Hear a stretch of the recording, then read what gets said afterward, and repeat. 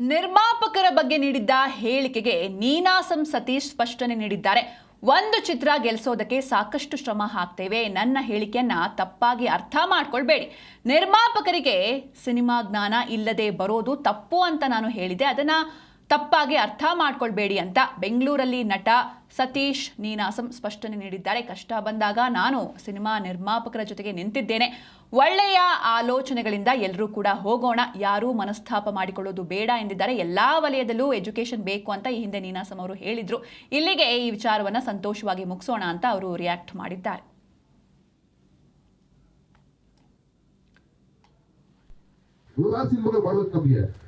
ನಾನು ಅವತ್ತು ಅಂತ ಹೇಳಿದೆ, ಲಕ್ಷಾಂತರ ಜನರು ಬದುಕಿದೆ, ಇಷ್ಟು ಜನ ಲೈಫ್ ವಯಸ್ಗಳಿದ್ದಾರೆ, ನೋಡಿದ್ರೆ ಹೊಟ್ಟೆ ಹೊಡಿತಿದೆ ಹೋಗ್ತಾ ಇರ್ಬೇಕಾದ್ರೆ ಅವರೆಲ್ಲ ನಮ್ಮಷ್ಟು ದುಡ್ಡು ತಗೊಂಡು ಕೆಲಸ ಮಾಡಲ್ಲ.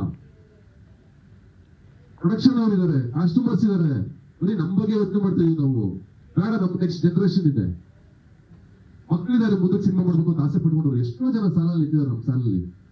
ಅದಕ್ಕೋಸ್ಕರ ಇಂಡಸ್ಟ್ರಿ ಉಳಿಬೇಕು ಅನ್ನೋ ವಿಚಾರದಲ್ಲಿ ನಿರ್ಮಾಪಕರುಗಳು ಬರ್ಬೇಕಾದ್ರೆ, ಹೊಸ ನಿರ್ಮಾಪಕರುಗಳು ಆ ಜ್ಞಾನ ಇರ್ಲಿ ಅಂತ ಹೇಳಿದ್ರೆ ಹೊರತು ಎಜುಕೇಶನ್ ಅನ್ನೋದು ಯಾವುದೇ ಕಾರಣಕ್ಕೂ ನಿಮ್ಗೆ ಯಾರಿಗೂ ಹರ್ಟ್ ಮಾಡ್ಬೇಕು ಅಂತನೋ ಅಥವಾ ನಮ್ಮ ನಿರ್ಮಾಪಕರುಗಳು ಬೇಜಾರು ಮಾಡ್ಬೇಕು ಅಂತನೋ ಹೇಳಿದ್ ಬದಲ್ಲ ಸರ್. ಇವತ್ತು ಇವಾಗ ನೋವಾಗಿದ್ರೆ, ಯಾವುದೇ ನಮ್ಮ ನಿರ್ಮಾಪಕರುಗಳು ನೋವಾಗಿದ್ರು ನಾನಿಲ್ಲೂ ಕ್ಷಮೆ ಕೇಳಕ್ಕೆ ರೆಡಿ ಇದ್ದೀನಿ. ಯಾಕೆಂದ್ರೆ ಕ್ಷಮೆ ಕೇಳ್ತೀನಿ ನಾನು ಅಷ್ಟೊಂದು ಏನೋ ಸಣ್ಣವನಾಗ್ಬಿಡಲ್ಲ ಅಥವಾ ಚಿಕ್ಕವನಾಗಲ್ಲ ನಿಮ್ ಎದುರುಗಡೆ. ಪರವಾಗಿಲ್ಲ, ನೀವೆಲ್ಲ ಸೀನಿಯರ್ಸ್ ಮಾಡ್ಕೊಂಡ್ ಬಂದಿದ್ದೀರ.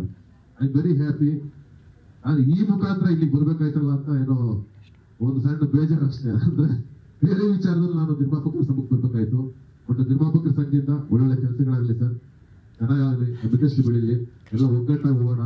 ನಾವು ನೀವು ಅವರು ಇವರು ಅಂತ ಬೇರೆ